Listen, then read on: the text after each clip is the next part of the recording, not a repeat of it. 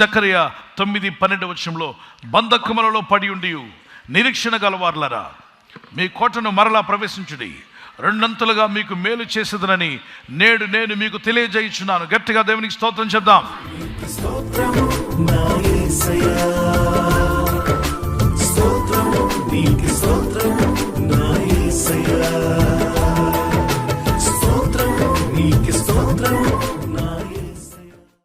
రెండంతలుగా దీవించబడాలి అంటే ఏం చెయ్యాలి? రెండంతలుగా బైబిల్లో దీవించబడిన వ్యక్తి ఎవరు అంటే యోబు గ్రంథంలో యోబు కనిపిస్తాడు. యోబు గ్రంథం 42:10 దేవుడు యోబుని రెట్టింపు ఆశీర్వాదంతో దీవించాడట. యోబు అనే భక్తుని దేవుడు రెట్టింపుగా దీవించాడు. And the Lord turned the captivity of Job when he prayed for his friends. Also the Lord gave Job twice as much as he had before. మరియు యోబు తన స్నేహితుల నిమిత్తం ప్రార్థన చేసినప్పుడు యెహోవా అతని క్షేమస్థితిని మరలా అతనికి దయచేసెను. మరియు యోబునకు పూర్వము కలిగిన దానికంటే రెండింతలు అధికముగా యెహోవా అతనికి దయచేసెను. When did God bless Job twice as much as what he had before? దేవుడు యోబుకు పూర్వము కలిగిన దానికంటే రెండింతలుగా ఎప్పుడు దీవించారు? Because he prayed when he started praying for his friends. తన స్నేహితుల నిమిత్తం ప్రార్థన చేయడం ప్రారంభించినప్పుడు దేవుడు దీవించారు. Who are his friends? అతని స్నేహితులు ఎవరు? There are few friends. When you read the book of Job, you see the friends of Job. Sometimes they criticized Job. Sometimes they talk against Job. Some people, they also murmured against Job. But God said, if you want double portion blessing, pray for the people those who murmured against you. Pray for the people those who criticize against you. Pray for the people those who talk about you. Then I will bless you. See, it is a wonderful teaching. God teaches it differently.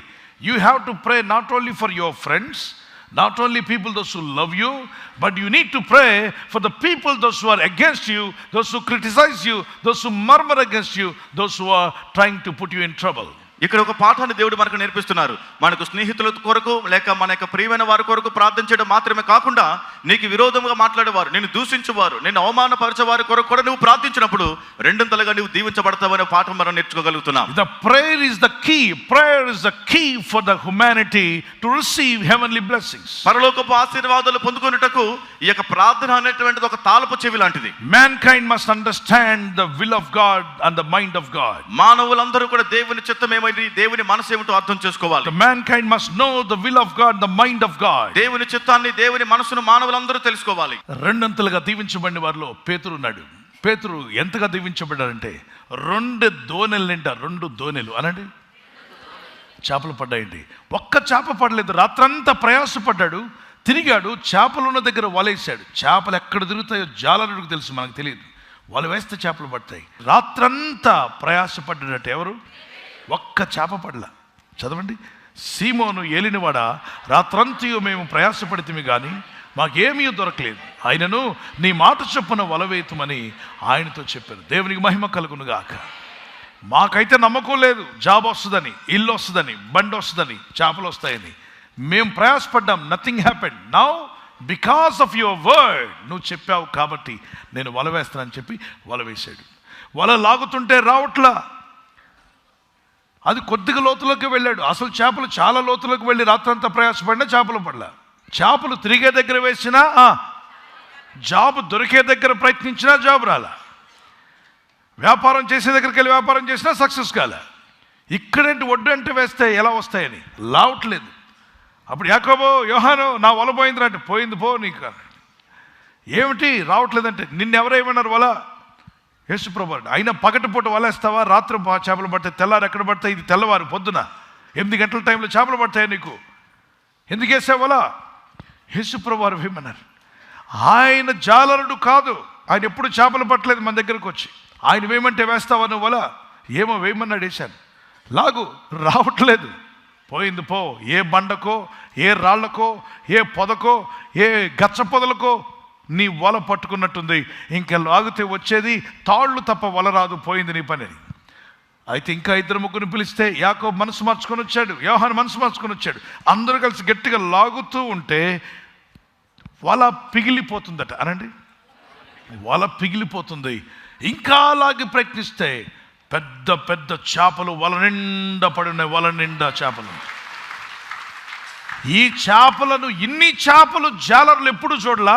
ఆ size చేపలు ఎప్పుడు చూసినా 1-2 పడతాయి, కానీ అంత పెద్ద చేపలు విపరీతముగా వల నిండా పడ్డాయి.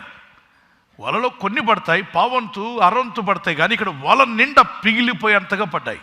ఆ చేపలన్నీ బయటికి లాగి వారు అలాగూ చేసి విస్తారమైన చేపలు పట్టిరి. అందుచేత వారి వలలు పిగిలిపోచుండగా వారు వేరొక దోణిలోనున్న తమ పాలివారు వచ్చి తమకు సహాయం చేయవలనని వారికి సంజలు చేసిరి, సైకిల్ చేశారంట. ఎందుకంటే పిలవడానికి ఆ యొక్క నది ప్రాంతం కాబట్టి, పిలిచిన కేకలు అర్థం కావు కాబట్టి వాళ్ళు మాట్లాడుకుని సైకిల్ చేశారు, రండిరా బాబు చాలా చేపలు పడ్డాయని.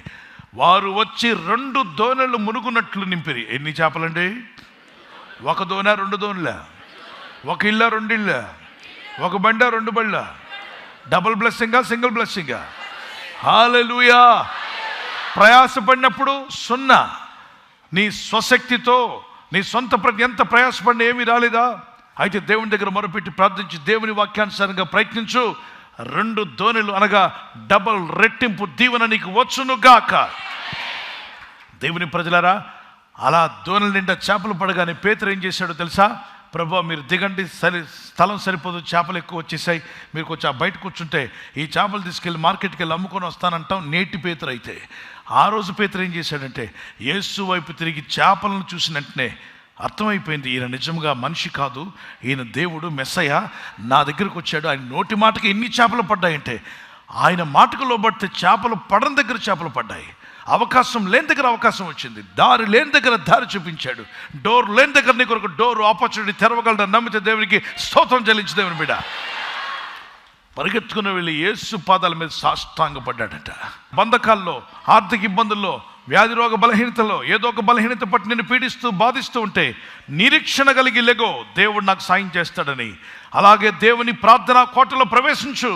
దేవుని దగ్గర మొరపెట్టి విశ్వాసంతో ఆ స్త్రీ ఎలా స్వస్థపడిందో, ఆ పేతురు ఎలా 2 దీవించబడ్డాడో, నీ జీవితంలో కూడా 2 దీవెనలు వచ్చే సమయం వచ్చిందని వారు గట్టిగా బిగ్గరగా దేవునికి స్తోత్రం చెప్దామా? ప్రార్థన చేసుకుందాం. దేవుని బిడ్డలారా, మీ చేతిని ప్రభు వైపు ఎత్తండి, ఒక చేతిని గుండె మీద పెట్టుకోండి. అలాగే దేవుని బిడ్డలారా, మనమంతా ప్రార్థన చేద్దాం. Everyone pray. Father God, we need your blessing. అందరూ ప్రార్థన చేద్దాం. తండ్రి దేవా, నీ ఆశీర్వాదం మాకు కావాలి. I know you will bless me twice above. నీవు నన్ను 2 You can give me a double fold blessing. నీవు నాకు రెంటింపు ఆశీర్వాదం ఇస్తావు తండ్రి. Lord, you have given double fold anointing to Elisha. ఎలీషాకు 2 పాలు అభిషేకాన్ని ఇచ్చావు. Elisha was blessed with a double fold anointing from God. దేవుని వద్ద నుండి ఎలీషా 2 పాలు 2 అభిషేకాన్ని పొందుకున్నాడు. Master, bless my life, bless my family. ప్రభువా నా జీవితాన్ని దీవించండి, నా కుటుంబాన్ని దీవించండి. Let me live a faithful life. నేను విశ్వాసపు జీవితాన్ని జీవిస్తాను. Let me always pray. నేను ఎల్లప్పుడూ ప్రార్థిస్తాను. Worship God. దేవుని ఆరాధిస్తాను. Change my life, Lord. నా జీవితాన్ని మార్చు ప్రభువా. I want to please you. నేను నిన్ను సంతోషపరుస్తాను. I want to please you, Master. నేను నీ ఇష్టడిగా జీవిస్తాను తండ్రి. ఈ ప్రజలు చేస్తున్న ప్రయత్నాలు ఫలింపచేయండి. ఈ రోజు ప్రార్థించి ప్రయత్నించబోతున్న శంకుస్థాపన అయిన, గృహప్రవేశమైన, ఒక బిజినెస్ ప్రారంభిస్తున్నా, ఉద్యోగ ప్రారంభానికి వెళ్తున్నా, ఒక మంచి కార్యక్రమాన్ని ప్రారంభిస్తుండగా, నేను వారి బిడ్డల వివాహం కొరకు ప్రయత్నాలు చేస్తుండగా, వారు చేస్తున్న ప్రయత్నాలు ఫలించలాగున మీ దూతలకు ఆజ్ఞాపించండి. మీరు ఆజ్ఞాపిస్తే కార్యాలు జరుగుతానైనా ప్రభు. ఎవరైతే అనారోగ్యం, బలహీనత అనే అంధకారంలో వారి జీవితం ఉన్నదో అటువంటి వ్యాధి రోగాలను వెళ్ళగొట్టి ఈ వెలుగును ఉదయింపచేసి నీ గాయపడిన హస్తంతో వారి క్రిటికల్ సిచ్యువేషన్ నుండి, వ్యాధి రోగముల నుండి, రోగ పడకల నుండి వారిని లేవనెత్తి స్వస్థపరిచి నీ సాక్షిగా వారిని వాడుకోనైనా. ప్రయాణం చేసి బయటికి వెళ్తున్న వారు మళ్ళీ తిరిగి క్షేమంగా ఇళ్లకు వచ్చేందుకు సాయం దయచేయండి. మా ప్రయాణాల్లో నీ కాపుదలు ఇవ్వండి. ఎటువంటి యాక్సిడెంట్స్ కానీ ప్రమాదాలు కానీ గురి కాకుండా నీ కాపుదలు యేసు నామములో ప్రతి ఒక్కరికి కలుగునుగాక. ఈ ప్రార్థనలు ఏకీవిస్తున్న ప్రతి ఒక్కరిని స్థిరపరిచి బలపరిచి మీరే మహిమ పొందమని యేసుక్రీస్తు వారి పరిశుద్ధ నామములో అడిగి వేడుకుంటున్నాను నా పరలోకపు తండ్రి. ఆమేన్, ఆమేన్. నా సమస్యలన్నీయు యేసు తప్పక తొలగిస్తాడు. నా సమస్యలన్నీయు యేసు తప్పక తొలగిస్తాడు. సజీవుడేసే నా రక్షణకర్త, సజీవుడేసే నా రక్షణకర్త. నేను చింతించను దేనిని గూర్చి, నా సమస్యలన్నీ